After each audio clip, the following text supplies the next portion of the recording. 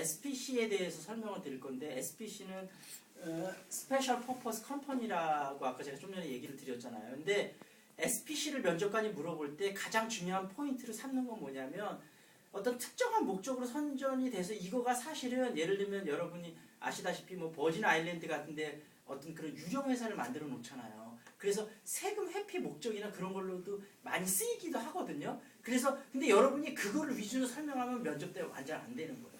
왜 그러냐면 스페셜 퍼포스 컴퍼니라는 게 물론 그런 목적으로도 쓰이지만 예를 들면 이런 거예요.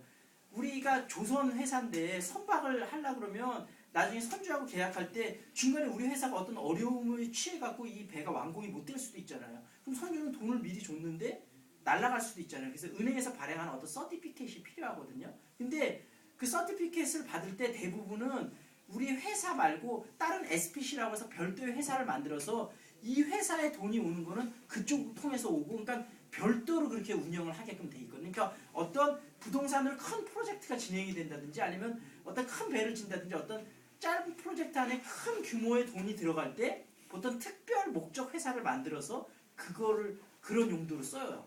예를 들면 우리 회사가 있는데 어떤 커다란 땅을 개발을 하는데 우리 회사가 중간에 하다가 망할 수도 있잖아요. 그러니까 투자자 입장에서는 불안하잖아요. 그러니까 특별한 목적 컴퍼니를 만든 다음에 SPC를 만든 다음에 투자금은 일로 들어와서 우리 회사 운영하는 거하고 이거하고 자본이 별도로 움직이는 거예요. 그러면 투자자들이 안심하고 투자를 할 수 있는 거거든요. 사실은 그게 주 목적이에요. SPC에.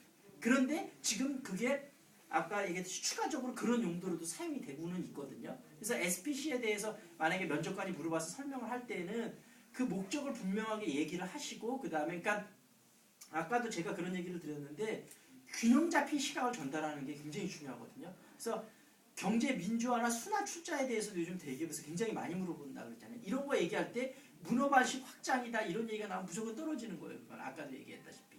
그러니까 그런 장점과 단점을 균형감 있게 전달하시는 거가 중요하거든요. 그래서 SPC에 관해서는 좀 더 한번 여러분이 살펴보시고 순환 출자에 대해서 제가 잠깐 얘기를 드리면 순환 출자에 대해서 본인이 어떻게 생각하십니까? 이렇게 얘기를 하시면 물론 순환 출자는 기본적으로 앞으로 단계적으로 축소가 돼야 되는 거가 맞지만 지금 대기업에서 바로 순환 출자를 없애면 우리나라 자본시장 구조가 굉장히 취약한데 외국계 자본으로부터 적대적인 M&A를 받을 가능성이 굉장히 크다고 생각합니다. 그래서 순환 출자는 단계적으로 없애야 되는 거가 맞지만 시간을 두고 단계적으로 없애는 거가 현재 우리나라 경제 상황에서는 제일 맞는 해결책이라고 생각됩니다. 이 정도 얘기하시면 되거든요. 이게 균형 잡힌 시각이 순환 출자가 근본적으로 없어야 된다는 걸 얘기를 하시면서 그 다음에 어떤 친구는 이렇게 얘기하는 친구도 있어요. 순환 출자는 계속 있어야 됩니다.